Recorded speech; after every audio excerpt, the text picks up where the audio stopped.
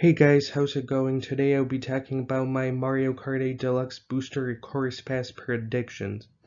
With the recent announcements of Bayonetta 3's release date and Kirby's Dream Buffet, I believe that Wave 2 of the Mario Kart 8 Deluxe DLC is just around the corner, so I thought I'd post my predictions now. So I just want to get some ground rules out of the way at the beginning, that I believe at least one tour track will be included per cup, with the exception of the last cup, which I'll get to later on.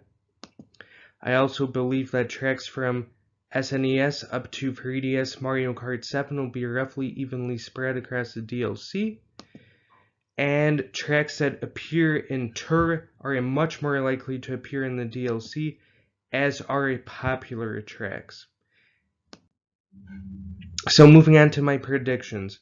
In Wave 2, the Turnip Cup, I am predicting Tour Los Angeles Laps, SNES Mario Circuit 1, GCN Peach Beach, and 3DS Shy Guy Bazaar. So some of my reasoning behind this is we have not gotten a North American track yet, so I'm including Los Angeles Laps in this cup, and we also have not gotten an SNES or a Double Dash track yet, so I'm respectively including Mario Circuit 1 and Peach Beach from those games. And 3DS Shy Guy Bazaar to round it off, because that's a good mushroom track cup, which I think would fit well into Wave 2. And moving on to the Propeller Cup, also in Wave 2, I've got Tour Amsterdam Drift, GBA Cheap Cheap Island, DS Delfino Square, and Wii Mushroom Gorge. So the Propeller, if you know, that power-up lets you fly, so I think Amsterdam Drift and its windmills fits really well into this, and same with Mushroom Gorge, jumping up on the mushrooms, getting a lot of time up in the air, and Delfino Square with its bridge. And Cheap Cheap Island is a pretty basic track that would fit well into Wave 2. And now moving on to Wave 3, the Rock Cup. I've got Tour Vancouver Velocity, SNES Vanilla Lake 1, Wii DK Summon, and 3DS Rock Rock Mountain. I definitely think Rock Rock Mountain is going to be the last track in this cup. It even has Rockin's name. DK Summon is also kind of a mountain track. I think that would be a good fit, and it's going to be the holiday season when this wave comes out, so I've got a lot of snow and ice themed tracks in this cup. And moving on to the Moon Cup in Wave 3, I've got Touring New York Minute, DS Luigi's Mansion, Wii Moonview Highway, and Touring Merry Mountain. So you've got the moon in the first 3 tracks, and Merry Mountain's also kind of nice, so I think that would fit very well. And as you can see, this cup has 2 tour tracks, just like in Wave 1, because I believe that having a non-city tour track allows for having 2 tracks from that game in the same cup.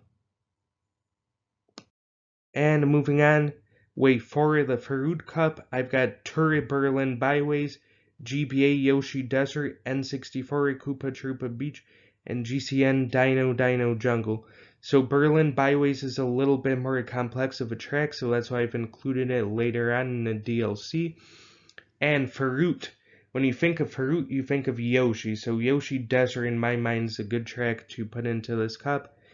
And Faroot also animals, so like Koopa Troopas and dinosaurs, I think that fits well. The theme of a jungle having fruit, so Dino Dino Jungle is a good fit for this cup.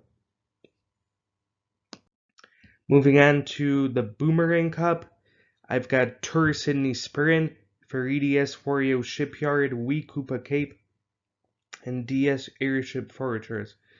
So I am being a little bit stereotypical, but when you think of Australia, you think of Boomerang, so I've got Sydney Sprint. And the other 3 tracks are all pretty popular, especially Koopa Cape and Airship Fortress, and they're a little bit more complex. So that's why I've included them later on in the DLC. Wave 5, the Feather Cup. In this cup, I have Tour Singapore Speedway, SNES Choco Island 2, GCN Daisy Cruiser, and GBA Sunset Wilds. So Feather, that's an item that originated from the SNES game. That's why I've got an SNES track in this cup. In Choco Island 2, Singapore Speedway is one of the last remaining tour tracks that I hadn't included yet. And GCN Daisy Cruiser is a very popular track. It's in Double Dash and Mario Kart 7, and Tour takes a lot of its tracks from 7, so I think it makes sense that Daisy Cruiser is going to come back. And GBA Sunset Wilds, a GBA favorite to round out this cup.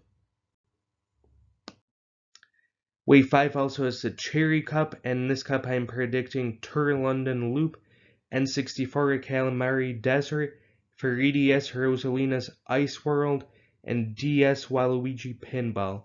So when you think of cherries, that's one of the things that shows up on Slot Machine. That's why I put Waluigi Pinball as the last track in this cup. The others, I have a city track from Tour and two pretty popular tracks.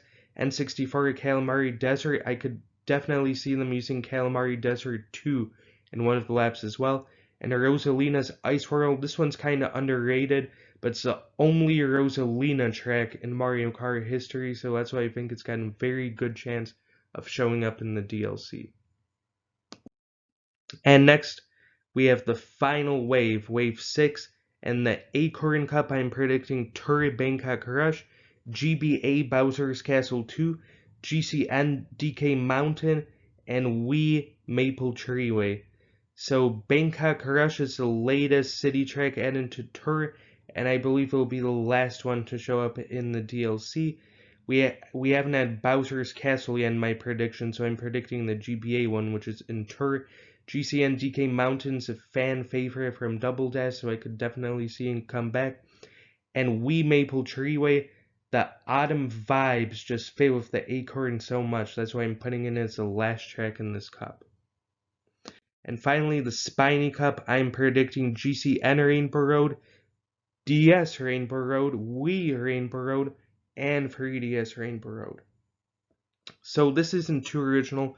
I've seen a lot of people on YouTube predicting this, but I think just ending on a Rainbow Road is so iconic. You think of those most difficult tracks in all of the Mario Kart games, and the blue shell also such an annoying power-up, so it goes hand in hand in my mind. And I've chosen to include these and not GBA Rainbow Road because that's the oldest one, so I think that needs the most work to remaster it, so I could definitely see Super Circuits Rainbow Road showing up in the next Mario Kart game. That's why I did not include it. So in summary, I have